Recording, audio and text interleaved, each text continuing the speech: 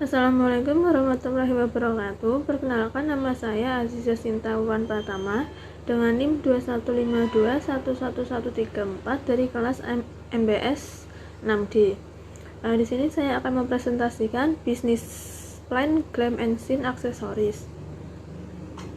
Selanjutnya ada pendahuluan. Usaha aksesoris adalah sebuah bisnis yang bertujuan untuk menyediakan berbagai macam aksesoris fashion kepada konsumen yang mencari produk yang berkualitas dan stylish. Kami menyadari bahwa aksesoris memiliki peran penting dalam penyeimbangan dan penambahan sentuhan personal dalam gaya berpakaian seseorang.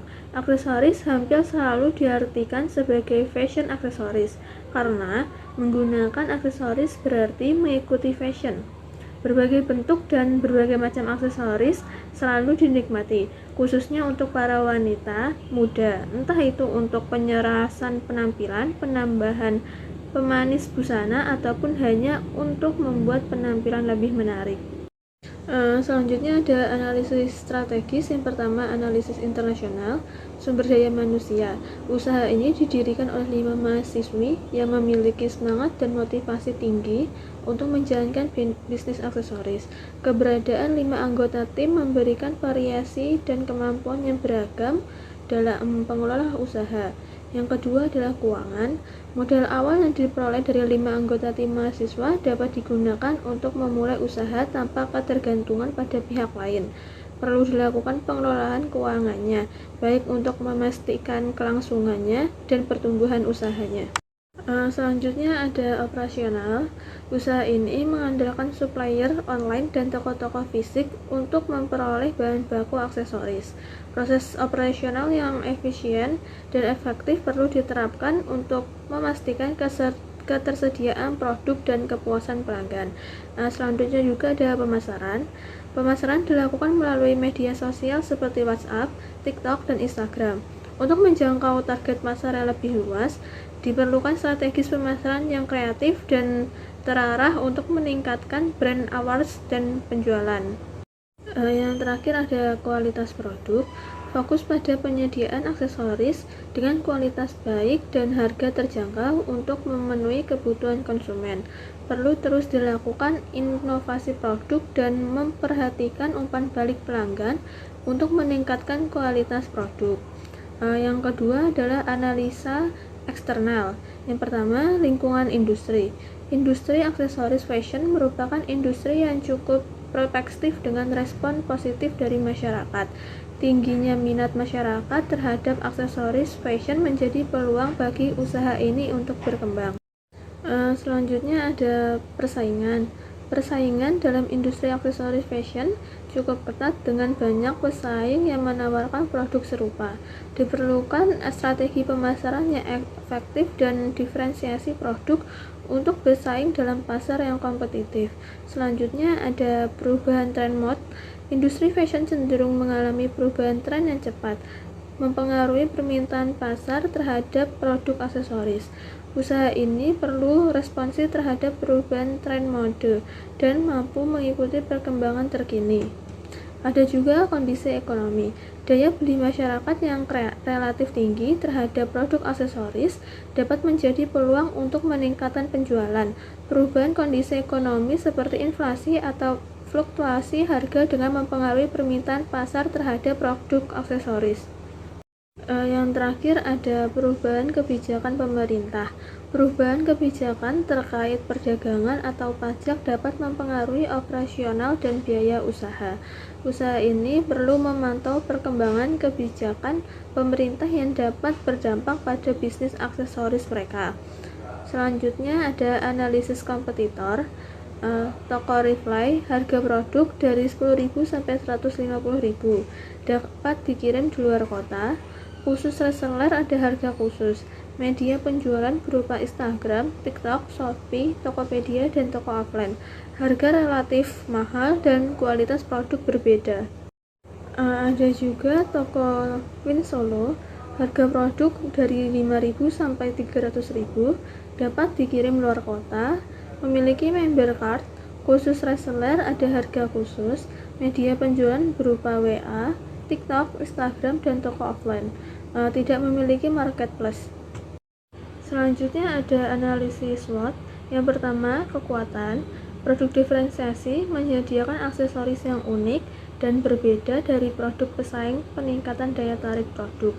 Kualitas tinggi menyediakan aksesoris dengan standar kualitas yang baik, memperoleh kepercayaan konsumen.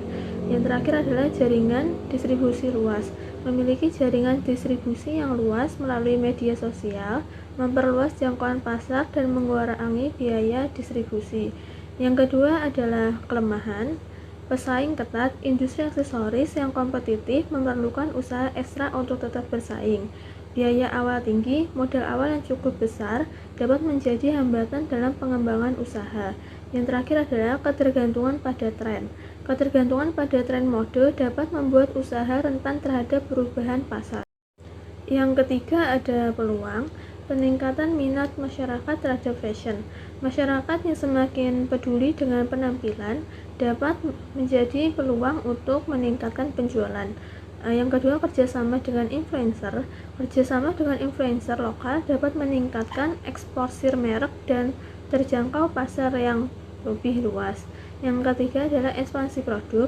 Penambahan variasi produk, aksesoris, dan pengembangan kategori produk baru untuk memenuhi kebutuhan konsumen. Dan yang terakhir adalah ancaman. Pesaing produk serupa, pesaing dari produk aksesoris serupa dari pesaing dapat mengancam pangsa pasar. Yang terakhir adalah perubahan tren mode. Perubahan tren mode yang cepat dapat membuat produk menjadi tidak relevan. Selanjutnya ada marketing mix. Yang pertama, produk. Usaha ini menciptakan aksesoris seperti scrunchie, kunciran, gelang manik-manik, dan lain sebagainya yang sedang tren di zaman modern. Produk-produk ini dibuat dengan bahan berkualitas tinggi sehingga disukai oleh banyak orang.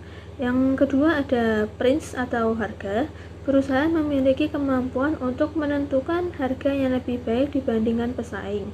Analisis harga produk dilakukan untuk menentukan apakah harga perusahaan lebih murah atau lebih mahal, serta apakah penentuan harga tersebut sesuai dengan strategi pemasaran perusahaan. Harga pada aksesoris yang kami jual standar dan dapat dijangkau semua kalangan.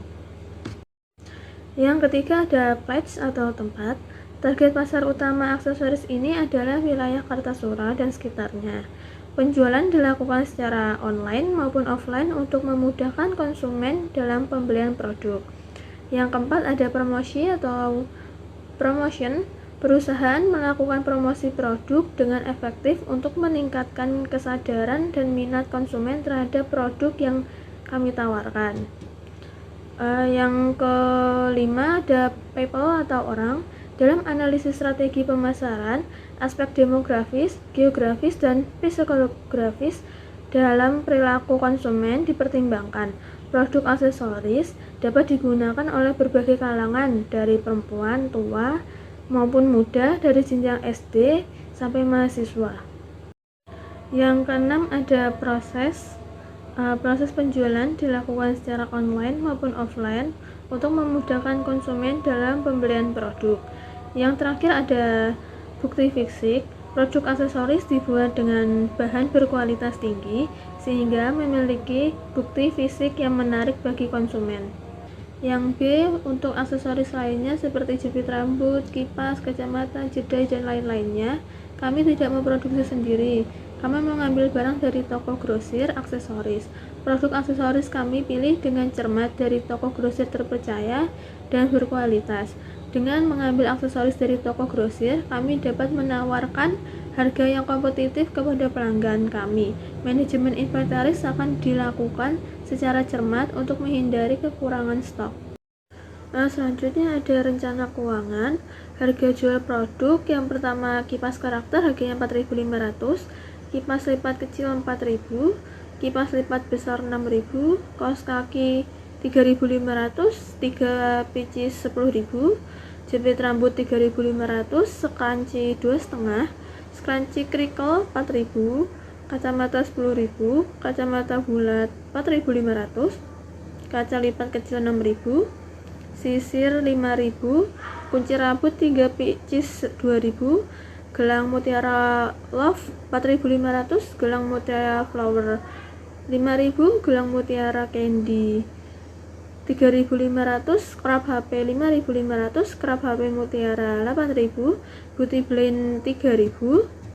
Selanjutnya ada rancangan biaya. Yang pertama investasi peralatan itu 50.000, biaya variabel 250.000 dan beban-beban 70.000.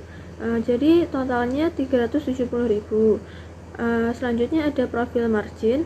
Untuk hari pertama unit yang terjual 49.000, pemasukannya 179, pengeluarannya 15.000, profitnya 164.000 dan kasnya 164.000.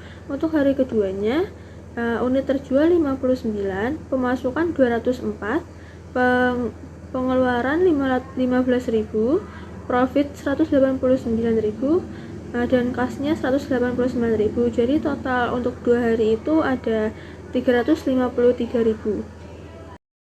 Selanjutnya adalah rincian keuangan. Rincian biaya peralatan. Yang pertama ada plastik 1 9.000, layar cetak 2 12.000, nota 2 8.000, rak kecil 1 20.000, meja 1 50.000, taplak 1 15.000, nota 6.000. Jadi total semuanya adalah 114.000. Selanjutnya ada bisnis model Canva. Yang pertama carry partner, supplier, customer, karyawan. Yang kedua can activities, desain produk dan pengembangan koleksi baru, produksi dan manufaktur aksesoris, dan pemasaran promosi melalui berbagai platform. Yang ketiga value promotion, aksesoris berkualitas tinggi dengan desain yang unik dan inovatif, penekanan pada keberlanjutan dan material ramah lingkungan. Yang terakhir ada koleksi yang terus diperbarui untuk tetap relevan dengan tren mode. Yang keempat ada customer relationship, interaksi langsung melalui media sosial, layanan customer responsif untuk menanggapi kritik dan saran, program loyalitas untuk customer yang sering membeli. Yang kelima ada customer segment, pria dan wanita, mahasiswa dan masyarakat sekitar, penggemar fashion yang peduli dengan gaya dan tren terkini. Yang keenam ada key racers, tim desain kreatif, pabrik atau fasilitas produksi, kemitraan dengan pemasok bahan baku berkualitas. Yang ketujuh ada channel, penjualan langsung melalui toko online, e-commerce, penjualan melalui platform media sosial seperti WhatsApp, TikTok, dan Instagram. Sekian presentasi dari saya, kurang lebihnya mohon maaf. Wassalamualaikum warahmatullahi wabarakatuh.